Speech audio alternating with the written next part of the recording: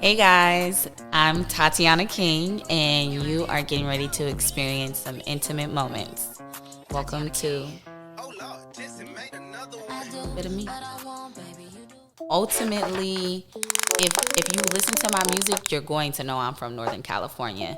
I come off real bossy, real sexy, but it's still a little gangster in there. So it's something for the ladies, but it's something for the men. I want you to be turned on by me, but I want you to respect me. And when I talk, I want to articulate myself in a manner which demands your respect. So.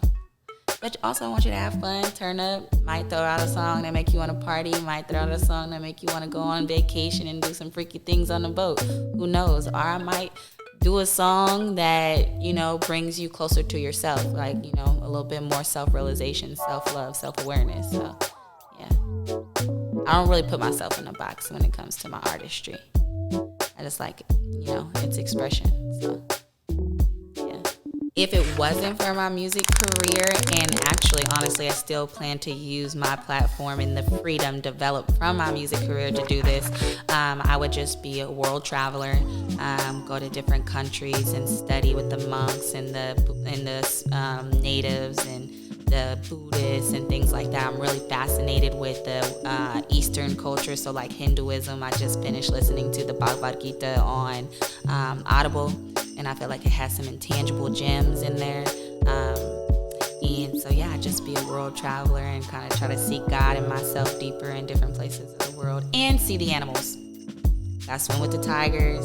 I swim with the jags. I already seen the chimp, but yeah. So, animals, travel, spiritual awakenings, things of that nature.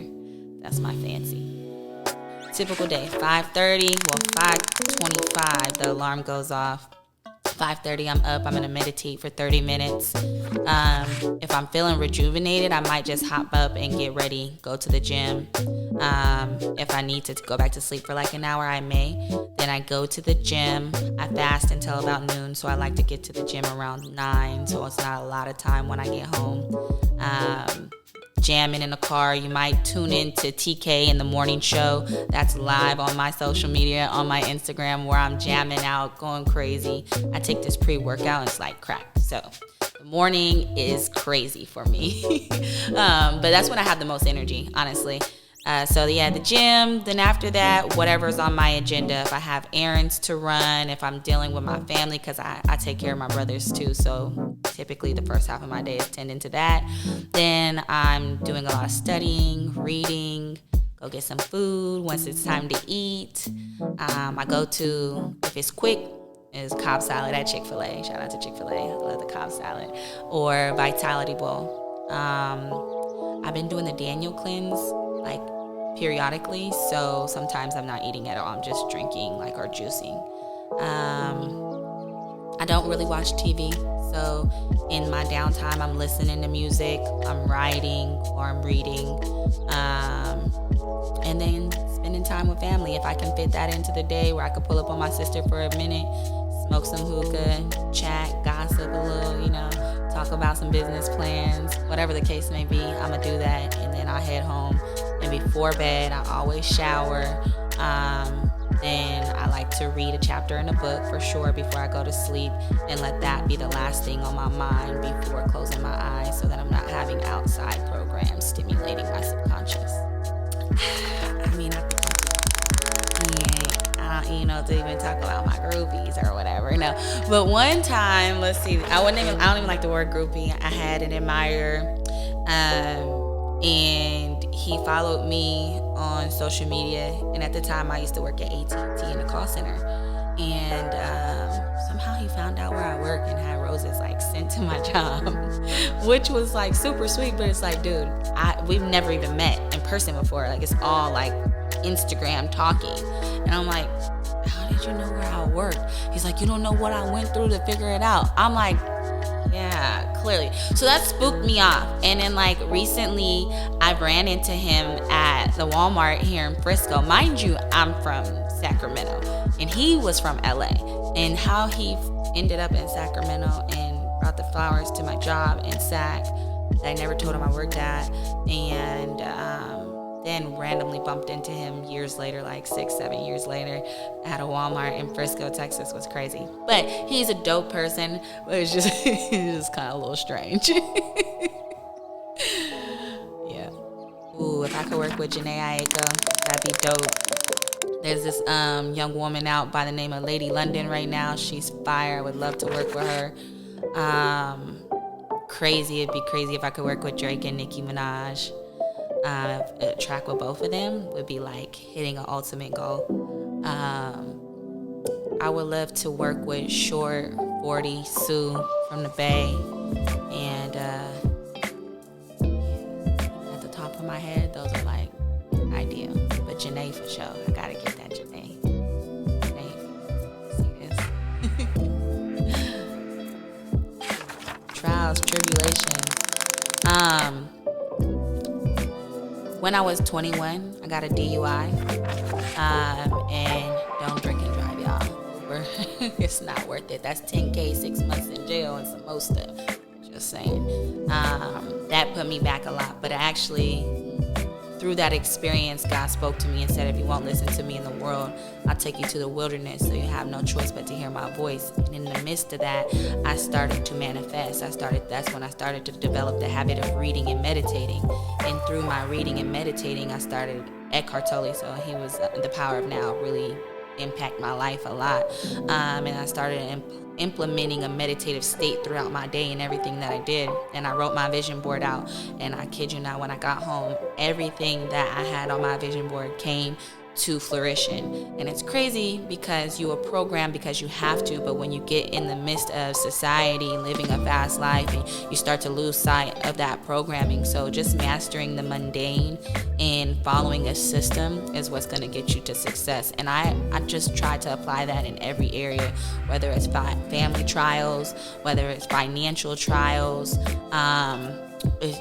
anything, just self-love, self-worth, all of those things I've had to overcome. And I just go back to knowing who I am, knowing who God is, and just like saying, hey, let's get back to the basics. Cut out the distractions, focus, read, write, and then do what you're supposed to do. Like, put it down on paper, you write it down on paper, you put it down with a time and a date, you get it done.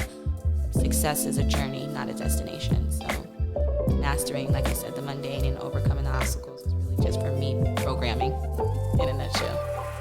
So as a kid, I've always been like thoroughly entertaining. My character, I've been full of character, full of life, full of personality. I might got like 6 of them personalities within me.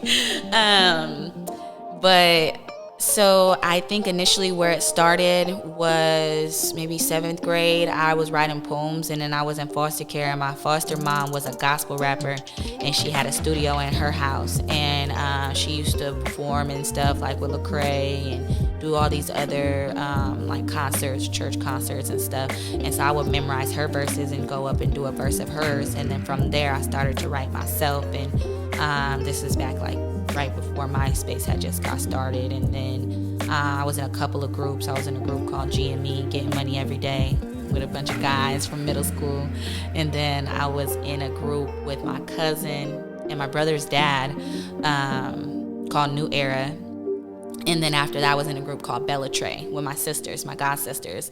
And that was dope. We did X Factor. We did an RCA Sony competition. We won the competition. At the time, we didn't have a large following. They said, build your following, come back, and we'd work with you. The group ended up splitting for just different reasons. My sister being a mom, my other sister being in high school, you know. So we all just ended up doing our own thing. But ever since then, I've been pursuing music thoroughly. So there are no limits, you know. It's God's will. So I remember, like, there has been a point in my life where, like, you know, through those trials that we talked about earlier, like where I didn't know how far I was gonna go anymore as an artist. Like, you think sometimes, like, damn, and am I still supposed to be doing this? Like, I've never been that starving artist. I tried it. I'll take it back. I tried it, and I was stupid depressed, right? And then that's how I kind of ended up here in Texas. And I was like, well, Lord, I don't know what else I'm supposed to do. Entertaining and rapping is all I've ever wanted to do. But if you have something else for my life that's going to make it move fluidly, then your will, not mine. But I always said it, knowing that if I follow your will, you will give me the righteous desires of my heart.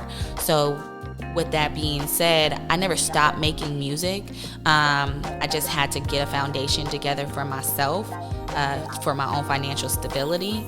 But I feel like I'm at the peak right now where God is really moving in my life, and where I've really like found a oneness, a wholeness within the God self and God in me. And things are starting to come to me. The opportunities that I needed, the development that I needed, the support that I needed, because I've always done it alone, is coming to me. And I just feel like I'm attracting that, and I deserve that. So God willing, I will do this for the rest of my life, and I'll continue to make hit music and be a world traveler. That's the goal. Thank you for tuning in to Intimate Moments with Tatiana King. And make sure you follow me on social media, Instagram @_the 2E, so TheeTatianaKing, so _ the Tatiana King. And check out my single. It's called I Do. Spotify, Apple Music, YouTube, whatever you got. Tune in.